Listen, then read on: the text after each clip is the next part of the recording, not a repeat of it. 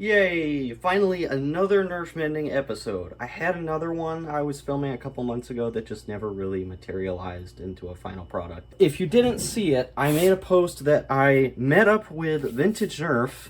So you see a bunch of loose blasters there that were either damaged or just completely broken and unusable. One of them I'm just repairing and giving back. The rest of them were payment for that repair, and that one is in this video. There's some that aren't, for obvious reasons. That blue Supermax pistol, missing the cylinder, is already scrapped. The sharpshooter is fine. It has the normal shell damage on the back, they all do. And the AirTech 2000 is going to be scrapped for reasons that aren't very visible on camera, but some stuff was done to it.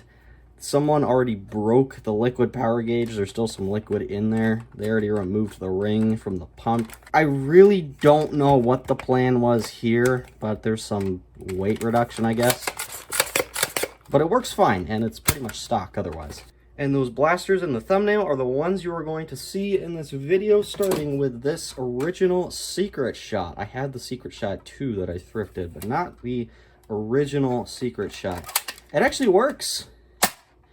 But I noticed some screws were missing. This one and this one were missing, and some of them were halfway out, so the shell was coming apart. And I was like, that's weird. Somebody opened this up.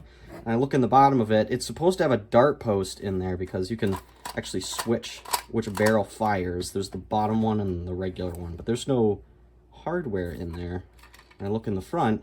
The dart post is cut out, so it has no barrel to make it fire. And there's a rubber hose that was connected down there that went all the way to the dart post that was in here. That's completely gone. So this is pretty much unusable unless I do something to it. I guess this isn't really as much of a repair as it is a mod. Huh. It's just a weird knife finder that actually has lubricant on it too, which is nice. So I don't need to do anything to that. And this front part is just a separate piece, and there's 3 holes on it. So if you wanted to, you could make it fire out of the front and the bottom by drilling out whatever one of these holes goes to it. Oh yeah, that fits over that. And I can just hot glue that on, honestly, just to make it work for now. There we go. Nice and simple.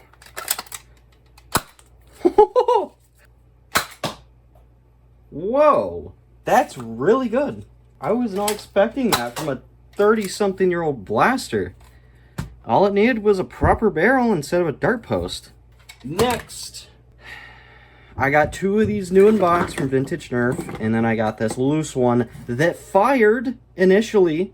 This one terrifies me for a few reasons, and one new reason. One, it's missing a screw.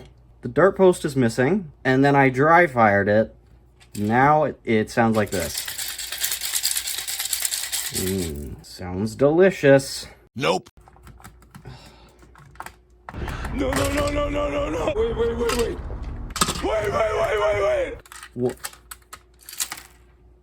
What in the ever-loving oh, yummy! Wait, this was the seal, wasn't it? Plunger head was disconnected. That would explain no resistance at all. It's the rod that goes through it. How am I going to fix that? I'm probably going to do a CPVC barrel on this one as well. That was a whole thing.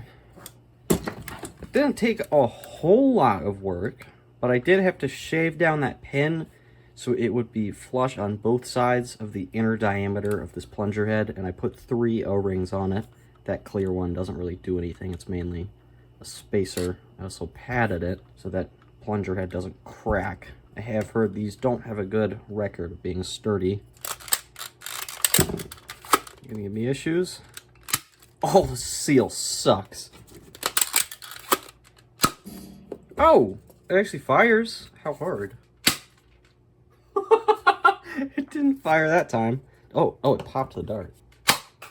Hey! It's not bad. The seal sucks, but it's really not that bad. It definitely needs work, though. I think this could hit harder. There's also space for a larger plunger tube. I may try that at some point, because this plunger head in here sucks. And if I put in a larger plunger tube, I need a new plunger head.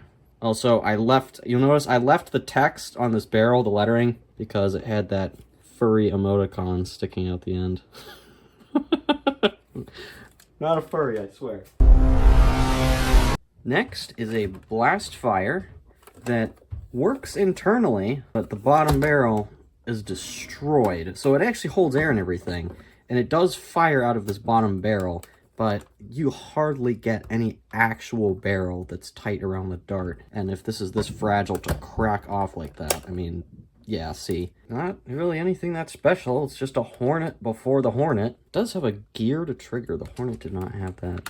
But it's really simple. You pull the slide back. It uses back pressure tanks, so every time you pull the trigger, it goes in a little bit, activates one tank, and another, and so forth. Well, that works amazing. I actually fired it a little bit earlier. I just wanted to get that on camera and show that it does, in fact, work. The final blaster is the most important. This is Vintage Nerf's original Night Finder mod from when he was a kid. It might be his original, I'm not sure. He might have done a couple of these. It needs work, and this is the one I was paid in Broken Blasters to fix. I mean, it's missing screws. It's missing some stuff here. It's missing the nut that goes in there to hold the battery door on. There's no electronics in here at all. You see, he did put a new barrel in it. It looked like CPVC at first, but it is actually brass that has been painted, along with some of the internals that have been painted white. Barrel has some duct tape holding it on, and it's not even on straight. It's actually pointing down. But the major problem is that could be affecting performance. This is 9/16 brass, and that is why it is too loose. It does fire. And it's actually better for darts, the fact that this is loose, so it's not squeezing the dart at all. But it's really not going to get you very good performance. Yeah, this is terrifying. All right. Oh, he didn't even stretch the spring. This is the older Night Finder spring. At least they actually had them for a pretty long time, up until around the late 2000s. They started replacing them with less coils on the spring. This one, because it's so dense, you can actually stretch it, and it will stay stretched. I'm going to take this tape off the barrel, see if this is actually what's holding it on, because this is scary. Yes, it is. That's what's holding the barrel on. Bum, bum, bum, bum, bum, bum. It's done. This was definitely the most involved out of the four of them. That's why I had to sort of go off camera to really focus on it. I really didn't want to mess this one up. This is going back to Vintage Nerf. He wasn't really super specific on any details that he wanted done except the white plunger assembly and barrel. I did keep that. I actually redid it. This is the original plunger tube, but I did sand it because the paint was chipping off. Same with the brass barrel, so I actually replaced that with CPVC, and the barrel is a lot tighter, but not too tight. And it works amazing. Here, let me just fire one down in the room here. You heard that. That's amazing. And the seal, I mean, can't really ask for much better than that out of an old Night Finder.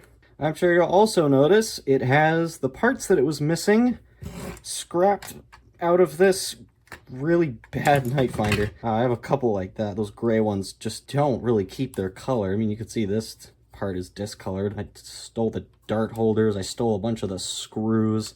Stole the battery door, the internal electronics, so the light works. And yes, there are Amazon Basics in that battery compartment, as I normally like to do. You didn't ask for that, but I don't know. I hope he'll like it.